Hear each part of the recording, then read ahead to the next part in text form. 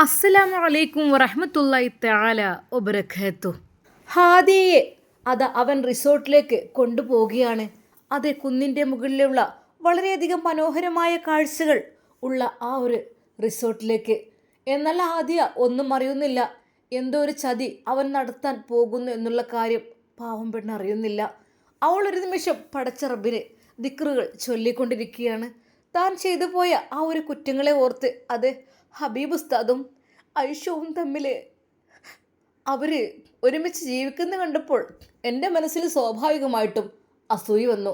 ഞാനും ആഗ്രഹിച്ചതായിരുന്നു ഒരു ഉസ്താദിനെ. പക്ഷെ അപ്പോഴേക്കും പറഞ്ഞപ്പോഴേക്കും ഉസ്താദിൻ്റെ നിക്കാഹ് കഴിഞ്ഞു, നിക്കാഹ് ഉറപ്പിച്ചു എന്നൊക്കെ അറിയാൻ കഴിഞ്ഞു. എന്നാൽ ആ നിമിഷം എൻ്റെ മനസ്സിലേക്ക് ഇബ്ലീസ് കയറിക്കൂടി. അതെ, അവർ സുഖമായി ജീവിക്കുന്നു. ഞാൻ ആഗ്രഹിച്ച രീതിയിൽ എനിക്കൊന്നും കിട്ടിയില്ല. അസൂയ കൊണ്ട് റബ്ബേ ഞാൻ എന്തൊക്കെയോ കാട്ടിക്കൂട്ടി. ഉസ്താദിന് മെസ്സേജ് അയച്ചിട്ടും അതെ അവൾക്ക് മെസ്സേജ് അയച്ചിട്ടും അങ്ങനെ ഒരുപാട് വിഷമങ്ങളൊക്കെ ഉണ്ടാക്കി കൊടുത്തു. റബ്ബേ അതിനുള്ള ശിക്ഷയായിരിക്കും ഞാൻ അനുഭവിക്കുന്നത്. അല്ലാഹുവേ, എൻ്റെ ഭാഗത്ത് നിന്ന് എന്തെങ്കിലും തെറ്റുകുറ്റങ്ങൾ പോയിട്ടുണ്ടെങ്കിൽ ഞാൻ റഹ്മാനെ ഒരിക്കൽ കൂടി ഉസ്താദിനോടും ഞാൻ എൻ്റെ ഐഷുവിനോടും മാപ്പ് ചോദിക്കും. അവൾ ഫോൺ എടുത്തു. അത് കാറിൽ യാത്രയിൽ തന്നെയാണ് അവർ. ഫോൺ എടുത്തിട്ട് അവൾ മെസ്സേജ് അയക്കുന്നു. അസ്സലാമു അലൈക്കും ഐഷു. അത് അവർ ഉംറയെല്ലാം കഴിഞ്ഞ് അത് ഒരു മാസത്തെ ആ ഒരു വിസിറ്റിംഗ് അത് അവിടെയെല്ലാം കണ്ടു തീർക്കുകയാണ്. അവർ രണ്ടുപേരും ഒരു ബീച്ചിനടുത്തിരിക്കുകയാണ്. മക്കയിലുള്ളയും മദീനയിലുള്ള ഒരുപാട് കാഴ്ചകളെല്ലാം കണ്ട് രണ്ടുപേരും അവരുടേതായ ലോകത്ത്. പെട്ടെന്ന് ഹാദിയുടെ മെസ്സേജ് കണ്ടപ്പോൾ ഒരു നിമിഷം അവൾ ഞെട്ടിപ്പോയി. ആ ഹാദിയോ? വഅലൈക്കും അസ്സലാം. ഐഷു, റാഹത്തല്ലേ? ഉംറയെല്ലാം കഴിഞ്ഞോ? അതെ, ഉംറയെല്ലാം കഴിഞ്ഞു, അൽഹംദുലില്ലാ റാഹത്ത് തന്നെയാണ്. ഇപ്പോൾ ഞങ്ങൾ നാട്ടിലേക്ക് പോരുവാനുള്ള ഇത് നോക്കുകയാണ്. പക്ഷെ ഞാൻ പറഞ്ഞു, ഇവിടെ എത്തിയപ്പോൾ ഞാനും എൻ്റെ ഉസ്താദ് മാത്രമുള്ള ആ ഒരു ജീവിതം അത് വല്ലാത്തൊരു സന്തോഷം തോന്നിയപ്പോൾ ഞാൻ പറഞ്ഞു നമുക്ക് ഒരു മാസം കൂടി വിസിറ്റിംഗ് നീട്ടിയിട്ട് ഇവിടെ കഴിഞ്ഞാലോ എന്ന്. ഒരു നിമിഷം ഹാദിയുടെ മനസ്സിൽ പല പല ചിന്തകൾ വന്നു. ഞാനും ആഗ്രഹിച്ചിരുന്നു ഉസ്താദിനെ, എനിക്ക് കിട്ടിയില്ല. ഞാൻ ഇയാളുടെ കൂടെയാണല്ലോ. ഇവിടെ എല്ലാമുണ്ട്, റിസോർട്ടുണ്ട്, ഇഷ്ടംപോലെ ക്യാഷുണ്ട്, പണം, ക്യാഷ്, വലിയ വാഹനം, വലിയ വീട്, എല്ലാ സുഖ സൗകര്യങ്ങളും, എന്തിനേറെ 7-8 സെർവൻസ് എല്ലാം അടങ്ങിയ ഇത്രയധികം സുഖസൗകര്യമുള്ള പുളിക്കൽ തറവാട്ടിലേക്കാണ് ഞാൻ വന്നിട്ടുള്ളത്. പക്ഷേ എൻ്റെ ഭർത്താവിൻ്റെ സ്നേഹം മാത്രം എനിക്ക് കിട്ടിയില്ല. ഞാൻ വിചാരിക്കണം റഹ്മാനെ, ഒരു ചെറ്റക്കുടിലാണെങ്കിലും സ്നേഹമുള്ള ഭർത്താവിൻ്റെ ആ ഒരു സ്നേഹം കിട്ടിയാൽ വേറൊന്നും വേണ്ടെന്ന് വിചാരിച്ചു പോകും. അതെ, അദ്ദേഹത്തിൻ്റെ ആ സ്നേഹം, ആ ഒരു കരുതൽ, ആ ഒരു സ്വഭാവം മതി.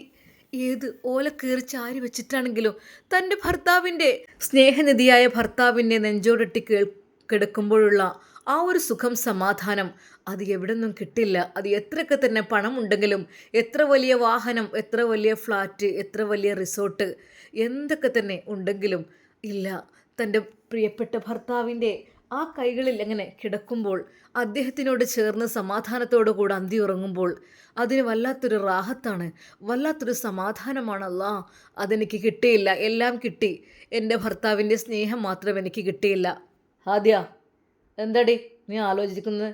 കാര്യപ്പെട്ട് നീ മെസ്സേജ് അയക്കുകയാണല്ലോ. അവൻ്റെ ശബ്ദം ആ കാറിൽ നിന്ന് അത് ഉച്ചത്തിൽ പറയുന്ന പോലെ അവൾക്ക് തോന്നി. അത് എൻ്റെ ഫ്രണ്ടാണ്. ഫ്രണ്ട്? നിനക്ക് കുറേ ഫ്രണ്ട്സാണല്ലോ. അവൾ വീണ്ടും അവളുടെ മെസ്സേജിലേക്ക് മുഴുകി. അതെ, പെട്ടെന്ന് അവളുടെ ഫോണിലേക്ക് ഒരു ഫോട്ടോ വന്നു. അവർ രണ്ടുപേരും ഹിജാബ് അണിഞ്ഞ് നിൽക്കുന്ന ഐഷുവും ഉസ്താദും. ഒരു നിമിഷം അവൾ ആ ഫോട്ടോ കണ്ട് ഞെട്ടിപ്പോയി. യാ അല്ലാ. എന്നാൽ തൊട്ടപ്പുറത്ത് തന്നെ മറ്റൊരു ഫോട്ടോയും അവൾ അയച്ചു. അതാരുടെയുമല്ലായിരുന്നു, ആഷി ഉസ്താദിൻ്റെ ഫോട്ടോ. അത് കണ്ടപ്പോൾ അവളുടെ കൈകാലുകൾ വിറക്കുന്ന പോലെ തോന്നി. അതെ, ആ മുഖത്തേക്ക് തന്നെ നോക്കി നിൽക്കണമെന്ന് തോന്നി. റബ്ബേ, ഞാൻ എൻ്റെ മനസ്സുകൊണ്ട് ആഗ്രഹിച്ചു പോയിരുന്നു ഇദ്ദേഹത്തിൻ്റെ കൂടെയുള്ള ഹൈറായ ജീവിതം. റബ്ബേ, പെട്ടെന്നാണ് അയാൾ, എന്താടി ആ ഫോണിങ് തന്നെ, കുറേ സമയമല്ലേ നീ? എനിക്ക് ഉണ്ടാവില്ലേ കുറേ പേഴ്സണൽ കാര്യങ്ങൾ? നിങ്ങൾക്കുമില്ലേ പേഴ്സണൽ കാര്യങ്ങൾ? ഹാദിയ, നീ പഴയ പോലെയല്ല, നിൻ്റെ നാവിനിപ്പോൾ നീളം കൂടുതലുണ്ട്. അങ്ങനെയല്ല. നിങ്ങൾ എന്നോട് പറയാത്ത പല രഹസ്യങ്ങളുണ്ട്. എനിക്ക് അങ്ങനെയൊന്നുമില്ല. പക്ഷേ എൻ്റെ മനസ്സിലും ചില സ്വപ്നങ്ങളുണ്ടായിരുന്നു. ഒരു ഭർത്താവിൻ്റെ കൂടെയുള്ള സുഖമായൊരു ജീവിതം. എന്താ, നിനക്കെന്ത് സുഖമില്ലേ ജീവിതത്തിൽ? നിനക്ക് എന്താ സുഖത്തിന് കുറവ്? എല്ലാം ഉണ്ടല്ലോ, നിനക്ക് ഒരു കുറവുമില്ലല്ലോ. എന്തൊക്കെ തന്നെ ലഭിച്ചാലും ഭർത്താവിൻ്റെ സ്നേഹത്തോടെയുള്ളൊരു നോട്ടം, സ്നേഹത്തോടെയുള്ളൊരു വാക്കുകൾ, സ്നേഹത്തോടെയുള്ള ഒരു സ്പർശനം, അത് ഏതൊരു പെണ്ണും കൊതിക്കുന്നതാണ്. പക്ഷേ നിങ്ങളരികിൽ നിന്ന് അതെനിക്ക് കിട്ടുന്നില്ല. അതെ, ഓർമ്മയുണ്ടല്ലോ, അടിച്ച് നിന്നെ പല്ലിയാൻ കൊഴുക്കും, ഓർത്ത് സംസാരിച്ചോ. അവളിപ്പോൾ റിസോർട്ടിലേക്ക് പോകുന്ന വഴി ഇങ്ങനെയൊക്കെ പറയുന്നത്. എനിക്ക് ചില ലക്ഷ്യങ്ങളുണ്ട്, അതൊക്കെ എനിക്ക് പൂർത്തീകരിക്കണം. പിന്നെ നീ വെറുതെ ഒരു ഭാര്യയായി നിൽക്കാൻ വേണ്ടി മാത്രം തന്നെയാണ് നിന്നെ വിവാഹത്തിലേക്ക് ക്ഷണിച്ചത്. അല്ലാതെ ഒരിക്കൽ പോലും നിന്നെ സ്നേഹിക്കുവാനോ അല്ലെങ്കിൽ നിന്നെ മോഹിക്കുവാനോ നിൻ്റെ കൂടെ ഇണചേരുവാനോ അല്ല. നിന്നിൽ നിന്ന് മക്കളെയും ഞാൻ പ്രതീക്ഷിക്കുന്നില്ല. പക്ഷേ ഇപ്പോൾ ഞാൻ ആവശ്യപ്പെടുന്ന ഈ കുഞ്ഞ്, അത് നമ്മുടെ കുഞ്ഞെന്ന് നീ ഒരിക്കലും പറയാനും എനിക്കിഷ്ടമല്ല. അതെൻ്റെ കുഞ്ഞ്, എൻ്റെ കുഞ്ഞ് മാത്രം. അതിനു വേണ്ടി മാത്രമാണ്. നമ്മുടെ കുഞ്ഞ് ഉമ്മച്ചി ഒന്നും വിളിപ്പിക്കാൻ അതിന് നിൽക്കണ്ട. അതെനിക്കുള്ള കുഞ്ഞാണ്. എനിക്ക് ആ കുഞ്ഞിനെ വളർത്തണം. അതെൻ്റെ കുഞ്ഞായിട്ട് ആളുകളുടെ ഇടയിൽ കാണാൻ വേണ്ടിയിട്ട്. അല്ലാതെ ഒരിക്കൽ പോലും നീ എൻ്റെ ഭാര്യയായി ജീവിതത്തിലേക്ക് സന്തോഷത്തോടു കൂടി ജീവിക്കാനോ അല്ലെങ്കിൽ അവൻ്റെ ഉമ്മയാകാനോ അല്ല. മനസ്സിലായല്ലോ? വീണ്ടും ഹാദിയ നിശബ്ദമായി. ഇത്രക്ക് ക്രൂരനായ ഒരു ഭർത്താവിനെ ഞാൻ കണ്ടിട്ടില്ല റബ്ബേ. അതെ, എന്തൊരു സംസാരമാണ്. ഞാൻ പ്രസവിച്ച് കൊടുക്കുക, അയാളുടേത് മാത്രമാക്കി വളർത്തുക. എനിക്കൊരു റോളും ഇല്ല അതിൽ. ഞാൻ വെറും ഒരു വാടക ഗർഭപാത്രം മാത്രം. ഒരു നിമിഷം അവൾ തിരിച്ചു ചോദിച്ചു, അതെ, വാടക ഗർഭപാത്രം അത് നിങ്ങൾക്ക് കിട്ടൂലേ പുറത്തു നിന്ന്? ഒരുപാട് സിനിമാ നടിമാരും അവരൊക്കെ അങ്ങനെയാണല്ലോ ചെയ്യുന്നത്. അല്ലാതെ ഒരിക്കൽ പോലും അവർ അവരുടെ ശരീരം കേടുവരുത്തുന്നില്ലല്ലോ. എൻ്റെ ശരീരം കേടുവരുത്തും വേണം എനിക്ക് ആ കുഞ്ഞിനെ തൊടാനും കാണാനും പറ്റില്ല അല്ലേ? ഇല്ല, ഒരിക്കലും തരില്ല. കുഞ്ഞിനെ നിന്നെ കാണാൻ പോലും സമ്മതിക്കില്ല. അത് പ്രസവിച്ചങ്ങെടുക്കും. ഇപ്പോൾ മുലപ്പാലിൻ്റെ ആവശ്യമില്ല. അതിനൊക്കെ ഇഷ്ടം പോലെ പെണ്ണുങ്ങളെ കിട്ടും. അവരെ കൊണ്ട് ഞാൻ കൊടുപ്പിക്കും. എന്നിട്ട് നിനക്കൊരിക്കൽ പോലും കാണിച്ചും തരില്ല. അവൻ്റെ ദേഷ്യം ഉറഞ്ഞു തുളുമ്പുകയായിരുന്നു. റബ്ബേ, എന്തിനാ റഹ്മാൻ എന്നോട് ഇത്രയധികം വാശിയും ദേഷ്യം കാണിക്കുന്നത്? എന്നാൽ അല്പസമയത്തെ യാത്രയ്ക്ക് ശേഷം അതാ ആ ഒരു റിസോർട്ടിൻ്റെ മുകളിലേക്ക് അവർ എത്തുന്നു. ആ ഒരു വലിയ ട്രക്ക് പോലുള്ള ആ ഒരു ജീപ്പിലായിരുന്നു അവർ പോയിരുന്നത്. ഹാദിയ ഒരു നിമിഷം അതോർത്തു. അതെ, ഞാനിവിടെ അടുക്കളക്കാരി, അവിടെ ഉണ്ടാവും മറ്റൊരു പെണ്ണും ആണും. എന്നാൽ അവൻ അല്പം ദേഷ്യത്തിലായിരുന്നു. ഷാനയെ വിളിച്ചിട്ട് കിട്ടുന്നില്ല, അത് തന്നെ കാര്യം. അവളെ കണ്ടാൽ തന്നെ അവളുടെ ബോഡിയും കാര്യങ്ങളൊക്കെ കണ്ടാൽ ശരിക്കും ഒരു. പക്ഷേ അവളുടെ സ്ഥിതി അറിഞ്ഞപ്പോൾ ശരിക്കും ഹാദ്യ ഒന്നും മിണ്ടിയില്ല. അവൾ ഓരോന്ന് ആലോചിച്ചു. എന്നാൽ അന്നും ആ റിസോർട്ടിലേക്ക് കടന്നപ്പോൾ അവൾക്കൊരു ഭീതി തോന്നി. തൻ്റെ ഭർത്താവ് അതാ ആ റൂമിലേക്ക് പ്രവേശിക്കുന്നു. എന്നാൽ പെട്ടെന്ന് അതാ ഒരു സ്ത്രീ വരുന്നു അവൻ്റെ അരികിലേക്ക്. ജസീർ ബേബി, ഇപ്പം നമ്മളൊന്നും പറ്റില്ലല്ലോ അല്ലേ? എപ്പോഴും ഷാന എന്നുള്ള ചിന്തയാണല്ലോ. അവൻ കാര്യമായിട്ടൊന്നും ചിരിക്കാതെ വിദൂരതയിലേക്ക് നോക്കി. ഒരു സിഗരറ്റ് എടുത്ത് അവൻ ചുണ്ടിൽ വെച്ചു. അവളതാ ആ ഒരു ലൈറ്റർ കൊണ്ട് അത് കത്തിച്ചു കൊടുക്കുന്നു. അയ്യേ, എന്തൊരു വൃത്തികേട് റബ്ബേ. ഇത് കാണാനാണോ ഇങ്ങോട്ട് കയറി വരുന്നത്? ഹാദിയ, 2 ചായ എടുക്ക്. പഴയ പോലെ അവളെ വീണ്ടും കൽപ്പിക്കുകയാണ്. എന്ത് ചെയ്യാൻ, ഞാൻ ഒറ്റയ്ക്കല്ലേ ഇവിടെ, ഒരാളോടൊന്നും പറയാനില്ലല്ലോ. അപ്പോൾ തന്നെ അതാ അവൾ 2 ചായ ഇട്ട് കൊടുത്തു. എന്നാൽ ആ പെണ്ണ് അതാ വരുന്നു. ഇത് ഷാനയല്ല ഒരിക്കലും, ഇത് അതിനേക്കാൾ വൃത്തികെട്ട ഒരു പെണ്ണ്. പക്ഷെ അവളുടെ ഡ്രസ്സും കാര്യങ്ങളും കാണുമ്പോൾ എൻ്റെ റബ്ബേ, ഒന്ന് നോക്കാൻ പോലും കഴിയുന്നില്ല. ഒരാണിൻ്റെ മുമ്പിലേക്ക് എങ്ങനെയാണോ വരാറുള്ളത്? അവൾ കണ്ണ് പൊത്തിപ്പിടിച്ചു. എന്താടി നീ കണ്ണൊക്കെ പൊത്തി വരുന്നത്? ചായ തട്ടിമറിച്ച് ഞങ്ങളെ കൊല്ലാനാണോ? ഭർത്താവിൻ്റെ ആ ഒരു വാക്ക് കേട്ട് ഹാദിയ ശരിക്കുമെന്ന് ഞെട്ടി. അവൾ പെട്ടെന്ന് തന്നെ അത് കൊടുത്ത് അതാ പഴയ അടുക്കളയിൽ ചെന്നിരുന്നു. എന്നാൽ ഒരു ജീപ്പിൻ്റെ ശബ്ദം ദൂരെ നിന്ന് കേൾക്കുന്നു. ഒരു നിമിഷം അവൾ വിചാരിച്ചു, ഈ റിസോർട്ടിലേക്ക് വേറെ ആരൊക്കെ വരുന്നുണ്ട് എന്ന് തോന്നുന്നു. അതെ, അതിൽ നിന്ന് ഒരു ഫാമിലി, ഒരു ഭാര്യ, അതിൻ്റെ ഭർത്താവ്, 2 മക്കൾ ഇറങ്ങുന്നു. എന്നാൽ മറ്റൊരു വാഹനത്തിൻ്റെ ശബ്ദം കൂടി കേൾക്കുന്നതായിട്ട് അവൾക്ക് തോന്നി. ആരൊക്കെ വരുന്നാവോ അറിയില്ല. റിസോർട്ടിലേക്ക് എന്നെ കൊണ്ടുവരും, മറ്റു പെണ്ണുങ്ങളുടെ കൂടെ ജീവിക്കും. ഇതാണ് മൂപ്പര് സ്ഥിരം പരിപാടി. ഇല്ല, ഇനിയില്ല. ഇത് ലാസ്റ്റ് ആൻഡ് ഫൈനൽ. ഇനി ഒരിക്കലും അയാളുടെ കൂടെ ഇല്ല. മരിച്ചാലും വേണ്ടില്ല. ഇനി കഴിയില്ല. അത് പതിവ് പോലെ അവർ അവരുടെ കലാപരിപാടികൾ അതാ തുടങ്ങുകയാണ്. ആദ്യം വിഷമിച്ച് ദുഃഖിച്ചിരിക്കുകയാണ്, പൊട്ടിക്കരയുകയാണ്. പെട്ടെന്ന് തൻ്റെ പിന്നിൽ നിന്നൊരു ശബ്ദം. ഇത്ത, ചായ ഉണ്ടോ? അതെ, കേട്ട ശബ്ദം അവൾ ഞെട്ടിത്തിരിച്ചു.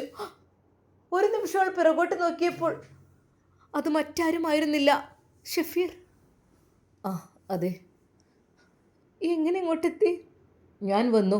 ഇത്താത്തയും ഇക്കാക്കയും ഇങ്ങോട്ട് പോകുന്നെന്ന് അറിഞ്ഞപ്പോൾ എൻ്റെ ഒരു ഫ്രണ്ടും എൻ്റെ വൈഫും മക്കളും ഉണ്ട്. അപ്പോൾ അവർക്കൊരു റിസോർട്ടിൽ ഒരു ദിവസം സ്റ്റേ വേണമെന്ന് പറഞ്ഞപ്പോൾ എന്നോട് ചോദിച്ചു. അപ്പോൾ ഞാനും ഉണ്ടെന്ന് പറഞ്ഞു. അപ്പോഴാണ് അറിഞ്ഞത് എൻ്റെ ഇത്താത്തയും ഇക്കാക്കയും ഇവിടെ എത്തിയിട്ടുണ്ടെന്ന്.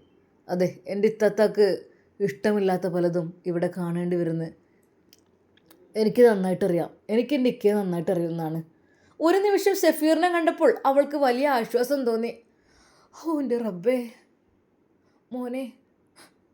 ഏയ് കരയണ്ട, അതൊന്നുമുള്ളതല്ലേ, എനിക്കറിയാം. പക്ഷെ ഞാൻ ഒരിക്കലും ഇങ്ങോട്ട് വരുന്നത്, ഇത് അവൻ്റെ റിസോർട്ടാണ്. ഞാൻ ഇങ്ങോട്ട് വരുന്നത് ഒരിക്കലും അവൻ വിചാരിച്ചിട്ടില്ല. പക്ഷേ റിസോർട്ട് ആവശ്യപ്പെട്ടപ്പോൾ എൻ്റെ ഫ്രണ്ടിനും ഫാമിലിക്കും വേണ്ടിയിട്ട് ഞാൻ ഇങ്ങോട്ട് വന്നു. എനിക്കറിയാം എല്ലാം. അതുകൊണ്ട് തന്നെ ഞാൻ കണ്ടറിഞ്ഞു നിന്ന് ഇങ്ങോട്ട് വന്നത്. അങ്ങനെ അതാ ഹാദിയക്ക് അല്പം ആശ്വാസം തോന്നി. അതെ, ഭർത്താവിൻ്റെ അനിയൻ ഷഫീർ ബഹുമാനത്തോടു കൂടിയാണ് അവരോട് പെരുമാറുന്നത്. ഇത്ത, ഇത് കഴിച്ചോ? എന്തൊരു സ്വീറ്റ് കൊടുത്തിട്ട് പറഞ്ഞു. ഇതെന്താ? ഒന്നുമില്ല, ഇതെൻ്റെ ബർത്ത്ഡേ ആണ് ഇന്ന്. ഓ, എന്നിട്ടെന്താ പുളിക്കൽ തറവാട്ടിൽ ആഘോഷങ്ങളൊന്നുമില്ലേ? ആഘോഷങ്ങൾ ഉണ്ട്, പക്ഷെ ഞാനും ഉമ്മയും പിണക്കത്തിലാണ്. ഉമ്മയോട് ഞാൻ അല്പം സംസാരിച്ചു. ഉമ്മ നിങ്ങൾ ചെയ്യുന്നത് ഒട്ടും ശരിയല്ല, ഇക്കാക്ക് ചെയ്യുന്നത് ശരിയല്ല എന്ന് പറഞ്ഞ്, നീ നിൻ്റെ നിലക്ക് അവിടെ നിന്നാൽ മതി. നീ ഇവിടെ ഒന്നും സംസാരിക്കണ്ട. നീ ഈ കുടുംബത്തിൽ ഇളയ വിത്താണ്, ഇളയ സന്തതി. കൂടുതലൊന്നും സംസാരിക്കാൻ നീ ആയിട്ടില്ല എന്ന് പറഞ്ഞ് എന്നെ ആട്ടി. പിന്നെ ഇപ്പോൾ ഞാൻ വിചാരിച്ചു, ഒരാളെയും ബുദ്ധിമുട്ടിക്കരുതല്ലേ നമ്മൾ ക്യാഷും കാര്യങ്ങളുണ്ടെങ്കിൽ എന്താ ഹെൽപ്പ് ചെയ്യാൻ ആരെങ്കിലും. അതെ, ഇത്താത്തയുടെ വിഷമം എനിക്കറിയാം, എനിക്ക് നന്നായിട്ടറിയാം. എൻ്റെ ഇക്കാക്കയുടെ സ്വഭാവം അറിയാം. അതെ, എൻ്റെ ഇത്താത്ത വിഷമിക്കണ്ട. ഐഷുവിനെ കെട്ടിച്ചു കൊടുക്കാത്തതിൽ ഇക്കാക്ക നല്ല രീതിയിൽ അതിൻ്റെ വിഷമം അനുഭവിക്കുന്നുണ്ടെങ്കിലും അതിലേറെ തെറ്റുകൾ ചെയ്തുകൊണ്ടിരിക്കുകയാണ്. ഒരുപാട് തെറ്റുകൾ എനിക്ക് നന്നായിട്ടറിയാം. ഈ വിവാഹം കഴിഞ്ഞപ്പോഴേ എനിക്കറിയാം ഈ പെണ്ണ് ബുദ്ധിമുട്ടുന്നത്. അതെ, അതുകൊണ്ട് തന്നെയാണ്. പക്ഷെ നിൻ്റെ മുമ്പിൽ വെച്ചിട്ടാണ് അവൻ ഓരോ തെറ്റുകൾ ചെയ്യാൻ വേണ്ടി നിൽക്കുന്നത്. അതെത്രമാത്രം നിന്നെ വേദനിപ്പിക്കാൻ പറ്റുമെന്നതിൻ്റെ ഒരു ഉദാഹരണം കൂടിയാണ്. അതിനു വേണ്ടിയിട്ട് തന്നെയാണ്. എന്നാൽ ഈ സമയം അതാ ഇക്കാക്കയും അതെ ജസീറും അവൻ്റെ കൂടെയുള്ള ആ പെണ്ണും ചിരികളും സംസാരങ്ങളുമായിട്ട് ആദ്യം കേൾക്കണം എന്നുള്ള രീതിയിൽ തന്നെയാണ് അവൻ ഇടങ്ങാറാക്കുന്നത്. ഒത്തിരി ബുദ്ധിമുട്ടി, ഇടങ്ങാറായി, കഷ്ടപ്പെട്ടു. ഇനിയും ആവില്ല എന്നവൾക്ക് തോന്നുകയാണ്. പക്ഷേ വീട്ടിലേക്ക് ചെന്നാൽ എന്ത് ചെയ്യാൻ, കരുതിക്കൂട്ടി ജസീർ എന്തൊക്കെയോടെ ഒപ്പിട്ടിട്ടുണ്ട്. അതെ, അതുകൊണ്ട് തന്നെ എൻ്റെ വീട്ടുകാരുടെ മുമ്പിൽ സ്നേഹം അഭിനയിക്കുകയാണ്. എന്നെ ഒരു ഭ്രാന്തിയാക്കും എന്ന് തോന്നുന്നുണ്ട്. അതെ, അല്ലാതെ അന്ന് പറഞ്ഞിരുന്നു അവൾക്ക് എന്തൊക്കെയോ അസുഖമുണ്ട്, അവളെ മാനേജ് ചെയ്യുന്നത് ഞാനാണ്. നിങ്ങൾ ഈ വീട്ടിൽ നിർത്തി കഴിഞ്ഞാൽ അവൾക്ക് എന്തെങ്കിലും അസുഖം വന്നു കഴിഞ്ഞാൽ നിങ്ങൾക്കത് ബുദ്ധിമുട്ടായിരിക്കും. അവൾ എൻ്റെ കൂടെ ആകുമ്പോൾ എനിക്കതിൻ്റേതായ കാര്യങ്ങൾ മാനേജ് ചെയ്യാൻ കഴിയും. അതാണ് അവൻ പറയുന്നത്. ഒരു ട്രോഫി വൈഫ്, അത് വെറുതെ ഒരു ഭാര്യ എന്നുള്ള രീതിയിൽ കൊണ്ടു നടക്കുക. അവളതെല്ലാം ആലോചിച്ചു. ഇത്താ വിഷമിക്കണ്ട, വരൂ നമുക്കിതിലൊന്ന് നടക്കാം. അങ്ങനെ അതാ സഫീർ അതാ ഹാദിയുടെ കൂടെ നടക്കുന്നു. അവിടെയുള്ള പൂന്തോട്ടത്തിലൂടെ അവിടെയുള്ള മനോഹരമായ കാഴ്ചകൾ ആസ്വദിച്ചുകൊണ്ട് ആ ഒരു ചെറിയ മഞ്ഞിൽ അവർ രണ്ടുപേരും നടന്നു. അവിടെയുള്ള ആ ഒരു ബെഞ്ചിൽ ഹാദിയ ഇരുന്നു. തൊട്ടപ്പുറത്തായിട്ട് അതാ അവനും ഇരുന്നു. എന്നാൽ ഈ സമയം അതാ വിളിക്കുന്നു, ഹാദിയ കുറച്ച് വെള്ളം കൊണ്ടുവരൂ. ഒരു നിമിഷം ജസീർ വിളിക്കുന്ന ആ ഒരു വിളി അവൾ കേൾക്കുന്നില്ല. അവർ കുറച്ചപ്പുറത്താണ്. എന്താ ഇവള് വിളിച്ചിട്ട് വരാത്തത്? ശക്തമായി വാതിൽ ചവിട്ടി തുറന്നുകൊണ്ട് അവൻ വന്നു. ഹാദിയ, എവിടെ ഇവള്? അവളോടൊരു കാര്യം ഞാൻ പറഞ്ഞിട്ട് അവൾ പിന്നെ എന്തിനങ്ങോട്ട് കൊണ്ടുവന്നത്? എന്നാൽ അവിടെ അവൻ്റെ കൂടെയുള്ള പെണ്ണ് പറഞ്ഞു, ബേബി അത് ടെൻഷൻ ആവേണ്ട, ഞാൻ എടുത്തു തരാലോ. എന്തിന്? എനിക്ക് അവൾ തന്നെ എടുത്തു തരണം. നമ്മുടെ മുമ്പിലേക്ക് വെള്ളം അവൾ കൊണ്ടുവരണം, ചായ കൊണ്ടുവന്ന പോലെ. അവൾ എവിടെ? ഹാദിയാ? അവൻ അലറി. അതെ, എല്ലാ വിഷമങ്ങളും അവളെ കൊണ്ട്, അവളെ ഒരുപാട് വിഷമിപ്പിക്കണം, ഒരുപാട് കഷ്ടപ്പെടുത്തണം എന്നുള്ള ചിന്ത മാത്രമായിരുന്നു അവനക്കുണ്ടായിരുന്നത്. ആരോടോ ഉള്ള ദേഷ്യം അവളോടാണ് തീർക്കുന്നത്. ഉമ്മയോടുള്ള ദേഷ്യവും എല്ലാം തീർക്കുകയാണ്. എന്നാൽ ഈ സമയം ഹാദിയയോട് അവൻ കഥ പറയുകയാണ്. അത് ഇത്താത്ത, ഞാൻ ഇത്താത്തെന്ന് വിളിക്കുന്നതുകൊണ്ട് വിഷമമുണ്ടോ? നിങ്ങൾ എൻ്റെ 2-3-4 വയസ്സിന് താഴെയുള്ളതാണ്. ഒരു നിമിഷം അവൾ പറഞ്ഞു, ഇത്താത്ത അത് വിളിക്കാമായിരുന്നു, പക്ഷെ നിൻ്റെ ജ്യേഷ്ഠൻ എന്നെ ഒരു ഭാര്യയുടെ സ്ഥാനത്ത് കണ്ടിരുന്നെങ്കിൽ. പക്ഷേ എന്നെ കാണുന്നില്ലല്ലോ, എൻ്റെ പേര് വിളിച്ചോ? ആ ഓക്കെ, എനിക്കും അതാണ് എളുപ്പം. പക്ഷെ നിങ്ങൾ അന്ന് പറഞ്ഞു ഏട്ടത്തിയുമ്മ എന്നൊക്കെ പറഞ്ഞപ്പോൾ എനിക്കൊരു ബഹുമാനത്തോടെ ഞാൻ പറഞ്ഞതാണ്. എനിക്ക് സത്യം പറഞ്ഞാൽ ഹാദി എന്ന് വിളിക്കാൻ തന്നെയാണ് ഇഷ്ടം. ഹാദി. ഒരു നിമിഷം അവൻ വിളിച്ചു. ആ പിന്നെ ഇക്കാക്കിയുടെ പെണ്ണിൻ്റെ ഉമ്മയെ, അതായത് ഐഷുവിൻ്റെ ഉമ്മയെ ഞാൻ കണ്ടു, ആമിനത്താത്തിയെ. അവർ ഒരു തൊഴിലുറപ്പിന് വേണ്ടി പോവുകയാണ്. ഓ അങ്ങനെയാണെങ്കിൽ അതങ്ങ്. എന്തിന്? ഇക്കാക്കിയുടെ ചിന്താഗതിയൊക്കെ മാറിയിട്ടുണ്ട്. മൊത്തത്തിൽ എന്തൊക്കെയോ തെറ്റുകൾ ചെയ്തുകൊണ്ടിരിക്കുന്നു. അതെ, ഒരു ക്രിമിനൽ സ്വഭാവം കാണിക്കുന്നു. ഹാദിയ എന്നുള്ള ആ ഒരു വിളി അതാ അവിടെ നിന്ന് കേൾക്കുന്നു. എന്നാൽ ഈ സമയം ഹാദിയയ്ക്ക് വേണ്ടി അവൻ ഒരു ഗിഫ്റ്റ് ഒരുക്കുകയായിരുന്നു. മറ്റൊന്നുമല്ല, 3 ഗ്ലാസ് വെള്ളം. എന്നാൽ ആ ഒരു ഗ്ലാസ് വെള്ളത്തിൽ അവൻ ആ ഒരു ഗുളിക കലക്കി. എന്നാൽ തൻ്റെ കൂടെയുള്ള ആ പെണ്ണിനോടും അത് പറഞ്ഞു. അതെ, എൻ്റെ ഭാര്യയാണ്, പക്ഷെ ഭാര്യയ്ക്ക് അല്പം അഹങ്കാരമാണ്. അതുകൊണ്ട് ഭാര്യയെ കീഴ്പ്പെടുത്താൻ ഇതേ വഴിയുള്ളൂ. ഓഹ് എന്താലേ നിങ്ങളുടെയൊക്കെ ഒരു ഐഡിയ. നടക്കട്ടെ, ഞാൻ കൊടുക്കണോ വെള്ളം? ആ പെണ്ണിനെ കൊണ്ട് വെള്ളം അതാ കൊടുപ്പിക്കുവാൻ വേണ്ടി ശ്രമിക്കുന്നു. അതാകുമ്പോൾ ഒന്നുകൂടി സംശയം തോന്നില്ല. അങ്ങനെ അതാ ഗ്ലാസ്സിലേക്ക് ആ ഉറക്ക ഗുളിക, അതെ 6 മണിക്കൂർ അല്ലെങ്കിൽ 12 മണിക്കൂർ. 12 മണിക്കൂറാണെങ്കിൽ ഒരൊറ്റ ഗുളിക, 6 മണിക്കൂറാണെങ്കിൽ ഒരു കഷ്ണം ഇട്ട് അവൻ സ്പൂണ് കൊണ്ട് പതുക്കെ ഇളക്കി അവളുടെ കയ്യിൽ കൊടുത്തു. ഹേയ് മീര. അതെ, ഇപ്രാവശ്യം ഒരു ഹിന്ദു പെണ്ണായിരുന്നു അവൻ്റെ കൂടെ ഉണ്ടായിരുന്നത്. മീര, ഹാദിയ വരുമ്പോൾ ഇത് നീ അവൾക്ക് കൊടുക്കണം, ഓക്കെ? ഞാനൊന്നും അറിഞ്ഞില്ല, ഞാനൊന്നും കേട്ടില്ല, ഓക്കെ? അയാൾ അതാ അവരുടെ ആ പൂന്തോട്ടത്തിലേക്ക് നടക്കുമ്പോൾ ആ ഒരു കാഴ്ചയാണ് അവൻ കണ്ടത്. ഹാദിയ എന്താ ഇവിടെ ഒറ്റയ്ക്കിരിക്കുന്നത്? മൂടൽ മഞ്ഞിൽ അതൊന്നും കാണുന്നുണ്ടായിരുന്നില്ല. ഹാദിയ, ഇങ്ങോട്ട് വന്നേ. ചെല്ല്, ഞാൻ വന്നത് അറിയണ്ട തൽക്കാലം. അങ്ങനെ അതാ അവൾ അങ്ങോട്ട് ചെല്ലുന്നു. ഹാദിയ മോളെ, നീ എവിടെയായിരുന്നു? നിന്നെ ഒരുപാട് വിളിച്ചല്ലോ, കുറച്ച് വെള്ളം കിട്ടാൻ വേണ്ടിയിട്ട്. നീ എവിടെയായിരുന്നു? ഞാൻ അപ്പുറത്തുണ്ടായിരുന്നു. ഓ ഒറ്റയ്ക്കാണോ? എന്തിനാ ഒറ്റയ്ക്ക്? ഈയുടെ റൂമിലേക്ക് വന്നൂടെ? അതെൻ്റെ ഫ്രണ്ടല്ലേ മീര, അതിനെന്താ നിനക്ക് കുഴപ്പം? അവൾ ദേഷ്യം കൊണ്ട് പിറുപിറുത്തു. റബ്ബേ, എന്തൊരു അനാശ്വാസ പ്രവർത്തനമാണ് അവിടെ നടക്കുന്നത്. അവളൊന്നും മിണ്ടിയില്ല. ഹാദിയ, ഇവിടെ വന്നിരിക്കേ. ഹാദിയ അതാ അവിടെ വന്നിരുന്നു. അവളൊന്നും അറിയുന്നില്ല. പെട്ടെന്ന് മീര അതാ 2 ഗ്ലാസ് വെള്ളവുമായി അങ്ങോട്ട് വരുന്നു. ഇതാ സർ വെള്ളം. ഓ വെള്ളമോ? ഹാദിയക്ക് കൊടുക്ക്, അവൾ ക്ഷീണിച്ചിട്ടുണ്ടാവും. അവൾ അതിലേക്ക് നടക്കുകയാണെന്ന് തോന്നുന്നു. ഒരിക്കൽ പോലും അനിയൻ വന്നത് അറിഞ്ഞില്ല. ഇതാ വെള്ളം കുടിക്കൂ സർ, ഇതാ വെള്ളം. അതെ, അണിഞ്ഞൊരുങ്ങി വരുന്ന ആ ഒരു പെണ്ണിൻ്റെ രൂപം കാണുമ്പോൾ തന്നെ അവൾക്ക് അറപ്പാണ് തോന്നുന്നത്.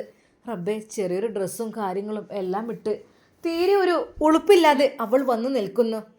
അവളുടെ നെഞ്ചിലേക്കൊക്കെ കണ്ടിട്ട് എന്തിനാണ് ഇവൾ എൻ്റെ മുമ്പിലേക്ക് വന്നത്? അവൾ പറഞ്ഞു, എനിക്ക് വെള്ളം വേണ്ട.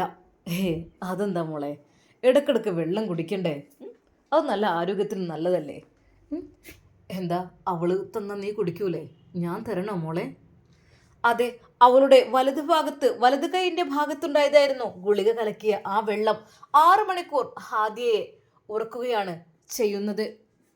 അതിനു വേണ്ടിയിട്ടാണ് അവൻ്റെ കലാപരിപാടികൾ തുടങ്ങുവാനും, അതെ അവളെ ഗർഭിണിയാക്കണം എന്നുള്ള ചിന്തയിലും അവൾ അറിയാതെ അതിനു വേണ്ടിയിട്ടാണ് അവൻ ഒരുങ്ങുന്നത്. എന്നാൽ ആ രണ്ട് ദുഷ്ടമനസ്സുകൾ അതാ അതിനു വേണ്ടി ഒരുങ്ങുന്നു. വെള്ളം കുടിക്ക്, അയാൾ കൽപ്പിച്ചു. വെള്ളം വേണ്ട. അതെന്താ വെള്ളം വേണ്ടാത്ത? വെള്ളം കുടിക്കണം. ഇവിടെ നിന്നിട്ട് വെള്ളം കുടിക്കാന്നാൽ എൻ്റെ അസുഖമായി കഴിഞ്ഞാലേ നിന്നെ എടുത്ത് പായാനോ? അത് വെള്ളം ഇപ്പം വേണ്ട. അത് പറഞ്ഞാൽ പറ്റില്ല, വെള്ളം കുടിച്ചാൽ മതിയാവും. അതെന്താ? എന്താ അറിയില്ല, വെള്ളം കുടിക്ക്. എന്നാ ഞാൻ കുടിക്കുന്നത് കണ്ടില്ലേ? അയാൾ അതാ ആ ഗ്ലാസ് എടുത്ത് വെള്ളം കുടിച്ചു. എന്നാൽ കുടിക്കുവണ്ണേ അവൾ മനമില്ല മനസ്സോടു കൂടെ ആ ഒരു ഗ്ലാസ് വാങ്ങി ചുണ്ടോടടുപ്പിച്ചു. അവൾ അതിൽ നിന്ന് കുടിക്കുന്നു. ഇൻഷാ അല്ലാ നമുക്കിതിൻ്റെ ബാക്കി ഭാഗം നാളെ കാണാം. അതുവരേക്കും എല്ലാവർക്കും അസ്സലാമു അലൈക്കും വറഹ്മത്തുള്ളാഹി തആല വബറകാതുഹു.